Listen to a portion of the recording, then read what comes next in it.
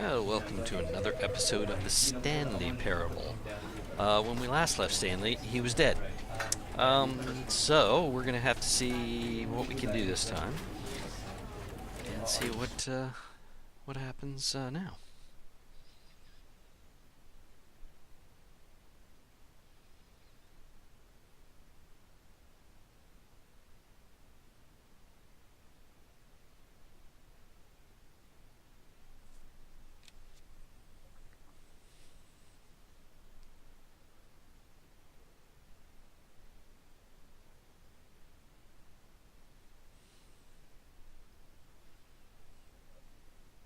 This is the... Yes, we already know that. All right. We're not going to say... All of his co-workers were gone. What could it mean? Stanley decided to go to the meeting room. Perhaps he had simply missed a memo. Let's see if anything's different here. It certainly doesn't look that way.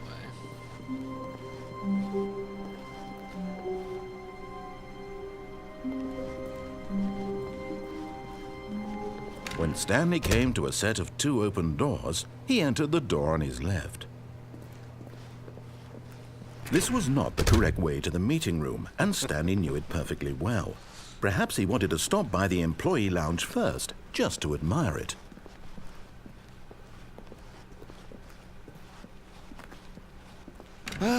Yes, truly a room worth admiring.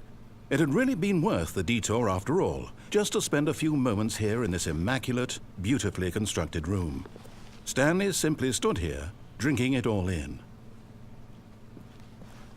But eager to get back to business, Stanley took the first open door on his left. And so he detoured through the maintenance section, walked straight ahead to the opposite door, and got back on track.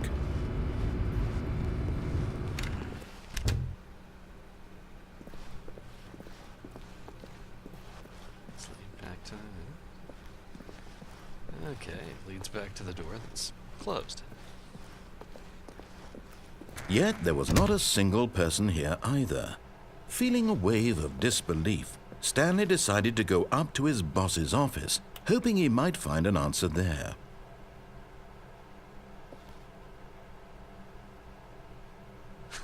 Take it out passive-aggressively on other coworkers.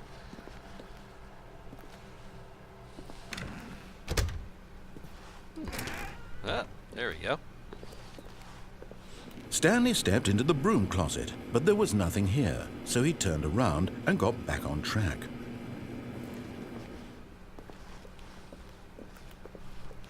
Coming to a staircase, Stanley walked upstairs to his boss's office. Let's walk downstairs this time. Okay.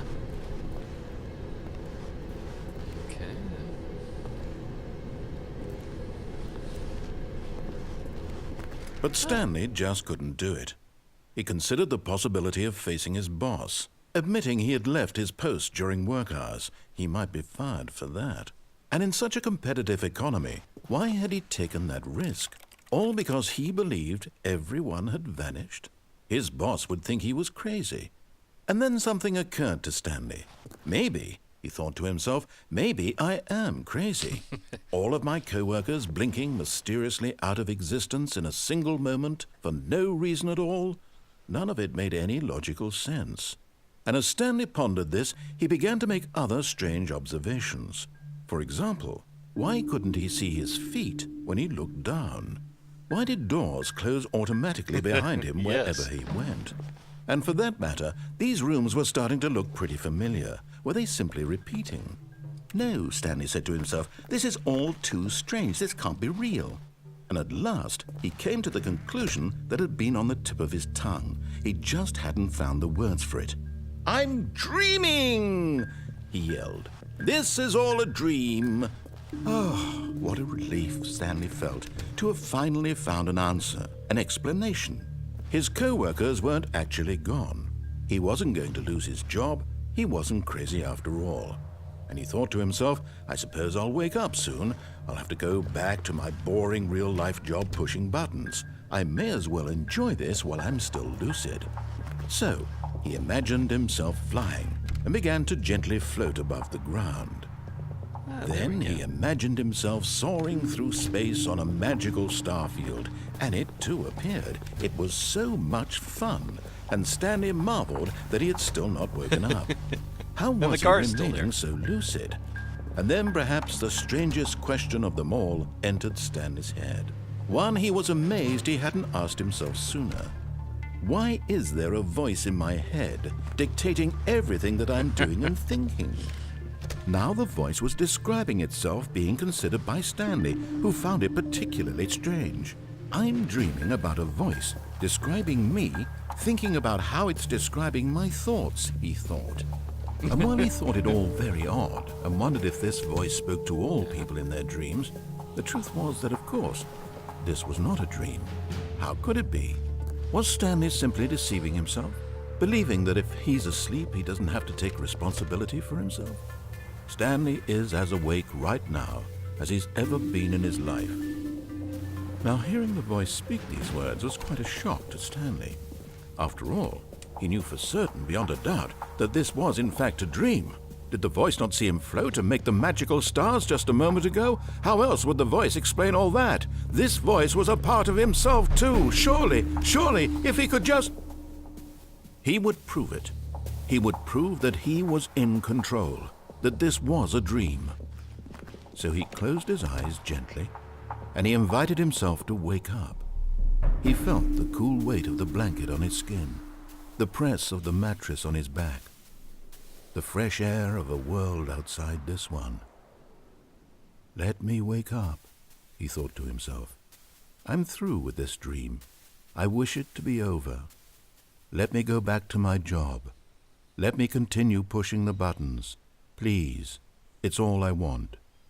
I want my apartment, and my wife, and my job.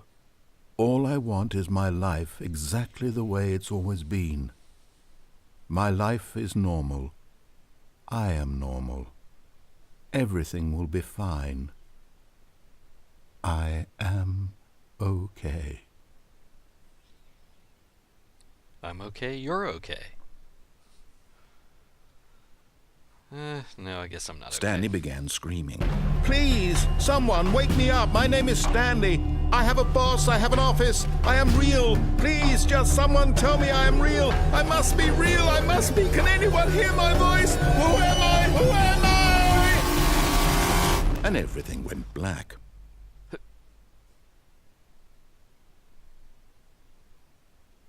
This is the story of a woman named Mariella. Wow, that was a Mariella change. woke up on a day like any other. She arose, got dressed, gathered her belongings, and walked to her place of work. But on this particular day, her walk was interrupted by the body of a man who had stumbled through town talking and screaming to himself, and then collapsed dead on the sidewalk. And although she would soon turn to go call for an ambulance, for just a few brief moments, she considered the strange man. He was obviously crazy. This much she knew. Everyone knows what crazy people look like. And in that moment, she thought to herself how lucky she was to be normal. I am sane. I am in control of my mind. I know what is real and what isn't. It was comforting to think this, and in a certain way, seeing this man made her feel better. But then she remembered the meeting she had scheduled for that day. The very important people whose impressions of her would affect her career, and by extension, the rest of her life. She had no time for this, so it was only a moment that she stood there, staring down at the body. And then she turned and ran.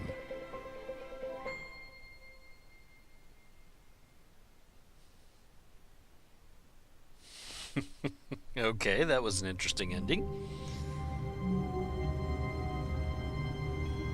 Now let's try this again, shall we? Can you use the computer or the phone? All of his co-workers were gone. What could it mean? Stanley decided to go to the meeting room. Perhaps he had simply missed a memo.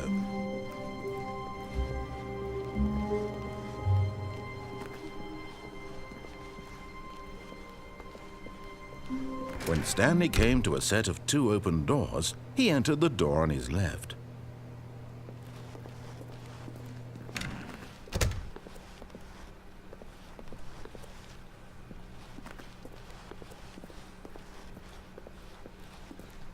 Yet there was not a single person here either. Feeling a wave of disbelief, Stanley decided to go up to his boss's office, hoping he might find an answer there. Let's get the broom closet this time. Coming to a staircase, Stanley walked upstairs to his boss's office.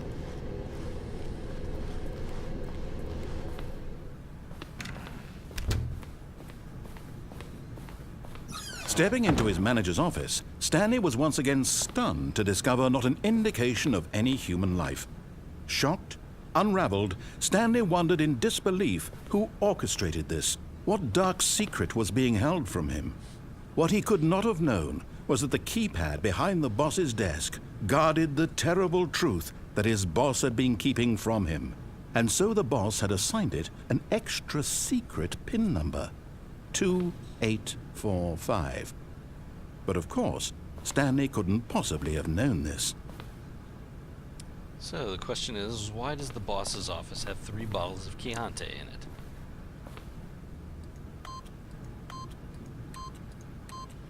Yet incredibly, by simply pushing random buttons on the keypad, Stanley happened to input the correct code by sheer luck.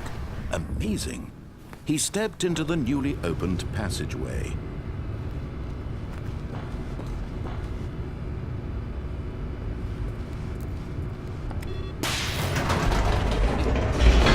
That's always good to have sparks coming from it.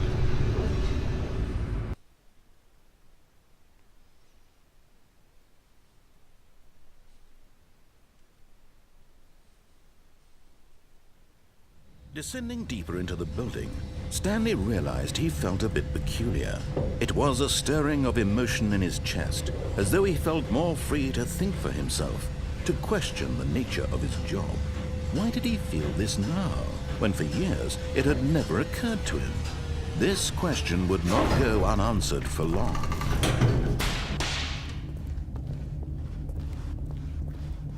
Stanley walked straight ahead through the large door that read Mind Control Facility.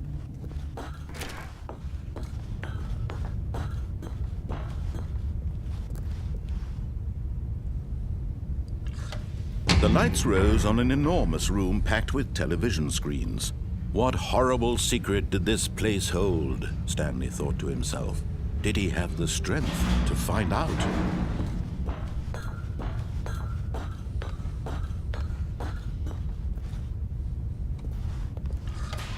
Now the monitors jumped to life, their true nature revealed. Each bore the number of an employee in the building, Stanley's co-workers. The lives of so many individuals reduced to images on a screen, and Stanley, one of them, eternally monitored in this place where freedom meant nothing.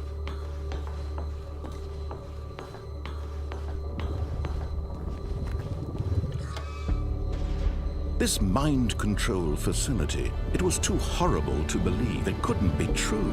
Had Stanley really been under someone's control all this time?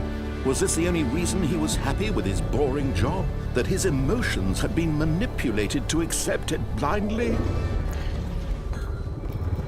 No, he refused to believe it. He couldn't accept it. His own life in someone else's control? Never! It was unthinkable. Wasn't it? Was it even possible? Had he truly spent his entire life utterly blind to the world? But here was the proof. The heart of the operation. Controls labeled with emotions. Happy, or sad, or content. Walking, eating, working. All of it monitored and commanded from this very place. And as the cold reality of his past began to sink in, Stanley decided that this machinery would never again exert its terrible power over another human life. For he would dismantle the controls once and for all.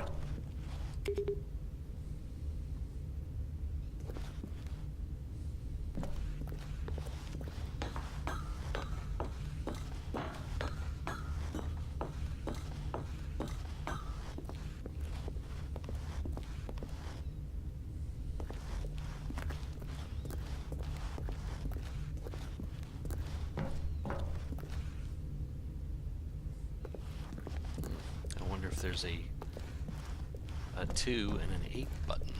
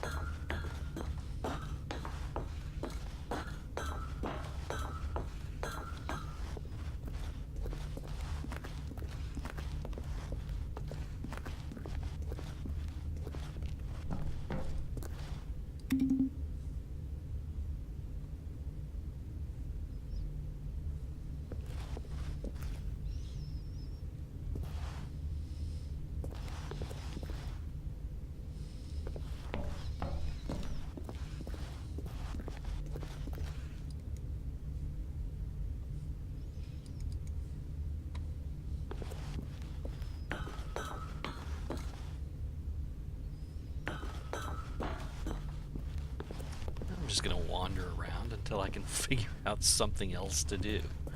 Because obviously turning the thing off didn't really get us anywhere last time. Or at least not to a different ending.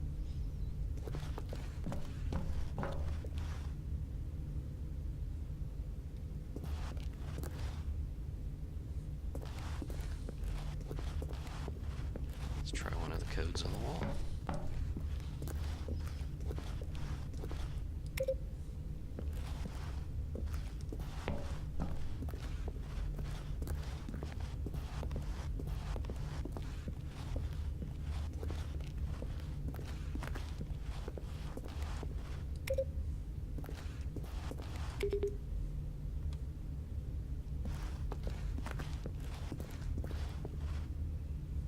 Lots of 0521.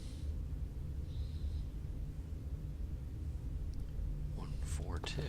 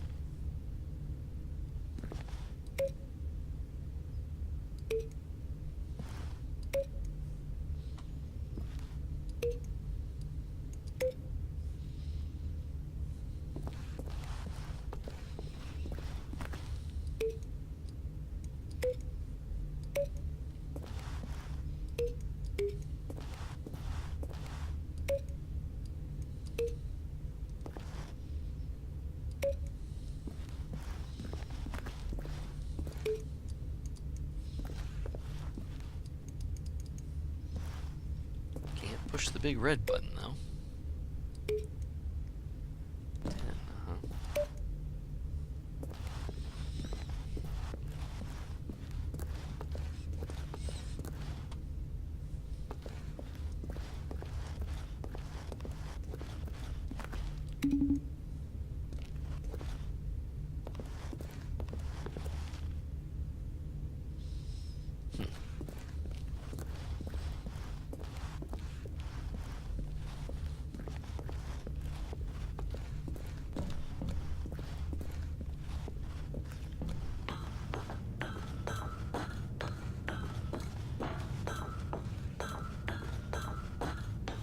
And when at last he found the source of the room's power, he knew it was his duty, his obligation, to put an end to this horrible place and to everything it stood for.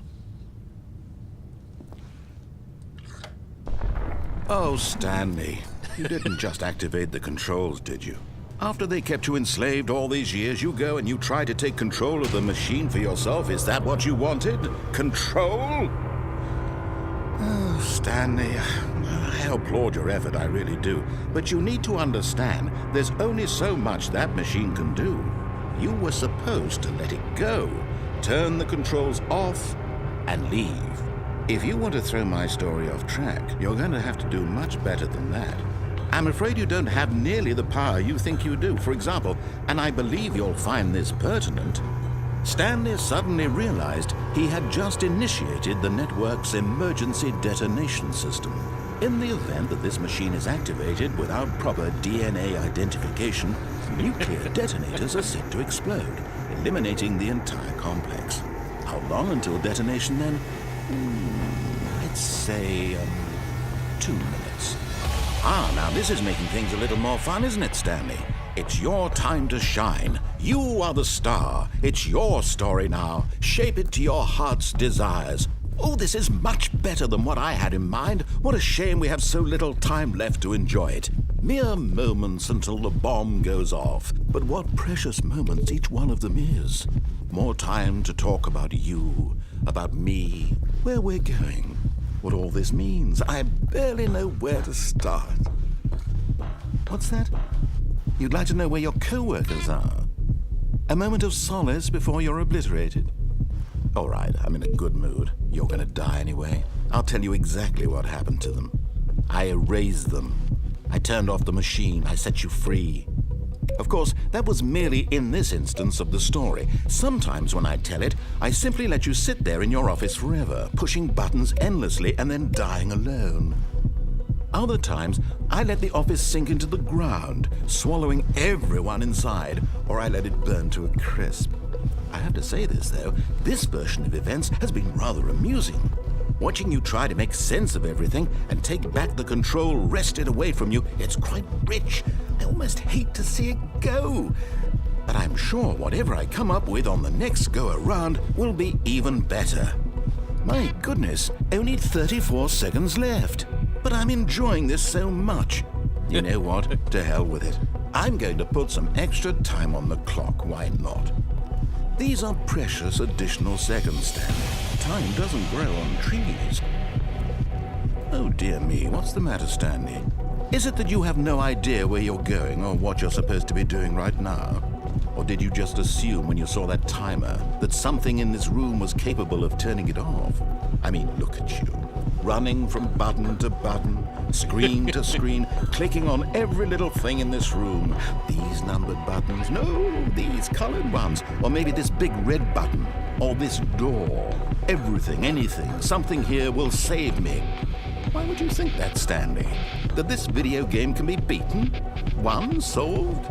Do you have any idea what your purpose in this place is? Stanley, you're in for quite a disappointment. But here's a spoiler for you. That timer isn't a catalyst to keep the action moving along. It's just seconds ticking away to your death. You're only still playing instead of watching a cutscene because I want to watch you for every moment that you're powerless, to see you made humble. This is not a challenge, it's a tragedy. You wanted to control this world, that's fine. But I'm going to destroy it first, so you can't. Take a look at the clock, Stanley. That's 30 seconds you have left to struggle. 30 seconds until a big boom and then nothing. No ending here, just you being blown to pieces. Will you cling desperately to your frail life, or will you let it go peacefully? Another choice. Make it count. Or don't. It's all the same to me, all a part of the joke. And believe me, I will be laughing at every second of your inevitable life from the moment we fade in until the moment I say, happily ever up. Happily ever.